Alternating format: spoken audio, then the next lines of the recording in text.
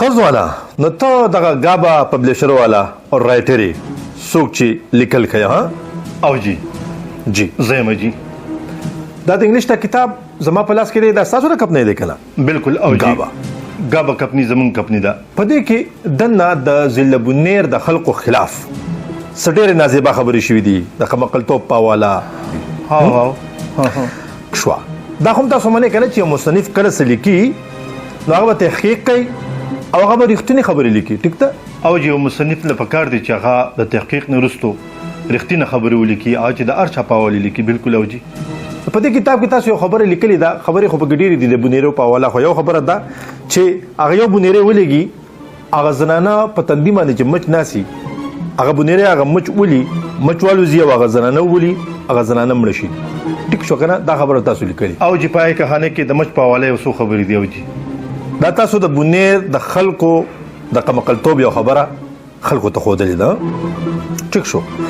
نو ما یو سوچ کو چهره مونږ ته راغړو او نن به دغه یو خبره رښتیا کو چې مصنف ته کنه او تا به تحقیق کړي ځکه به تا دا خبره لیکلي نو زه دا وایم چې سما سره دا تماچا د ډیرو روزونه پرته ده او په دې ما ډزم نه دی کړی او په دې کې سب یو کالتوس دی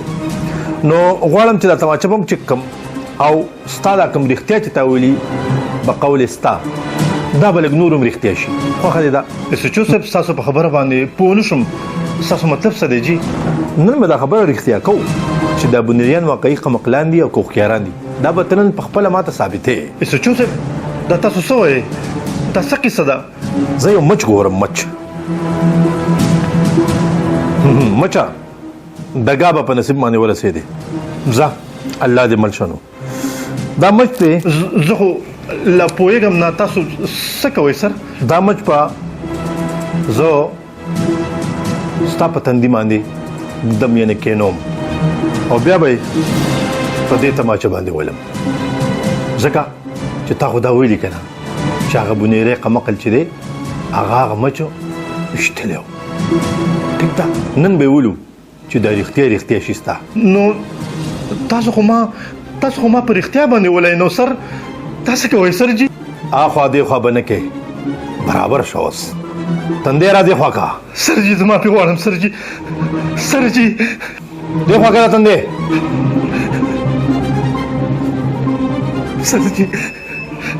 سر جی نن بستا د دغه حقیقت پته ولګي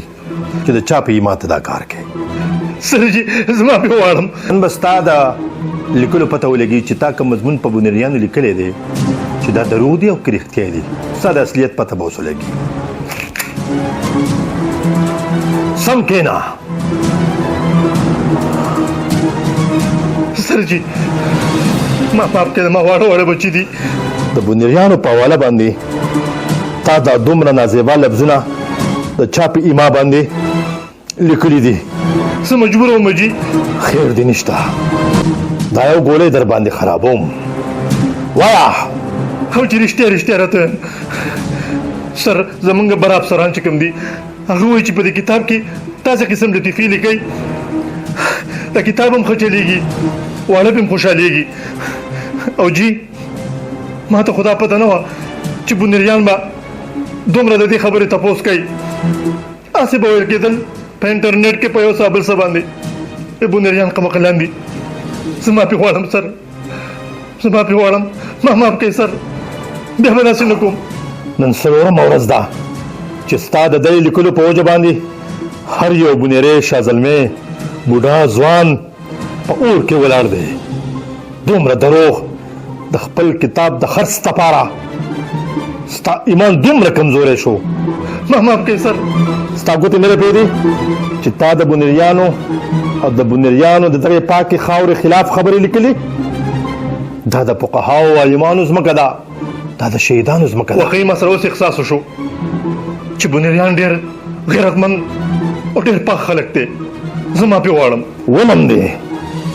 چې ستا د مچ کیسه په رښتیا شي نن دا خو یې قمقل دي که نه نن ته څنګه انکاري شوې ولې انکاري شوې تا خو رښتیا ویل که نه چې بونریان قمقل دي مچ وجو سړی وجلی زما واړه بچي دي ما معاف کړئ جی.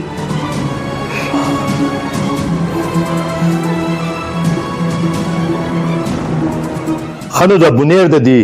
نوم د هر یو لفظ معنا ماته وکړه. وایم جی وایم بالکل وایم جی. بونیر په بې باندې بادر، بې باندې بادر، په و باندې وفادار، و باندې وفادار، په نون باندې نران، نون باندې نران، په یې باندې د یوې لارې ملګري، یې باندې د یوې لارې خلک، او په رې باندې رایو ځای، او رې باندې رایو ځای. بیا ووایه ځان ځان له.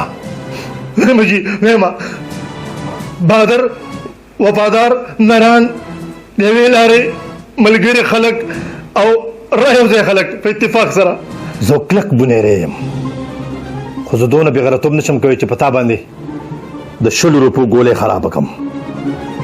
دا خو ما ستا اصلیت او ستا حقیقت معلومه و.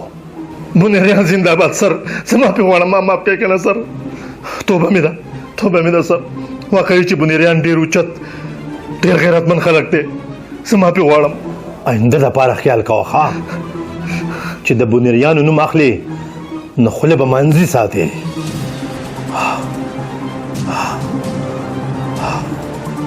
سوچو صاحب الله پاک دې ستا سره ښه شي.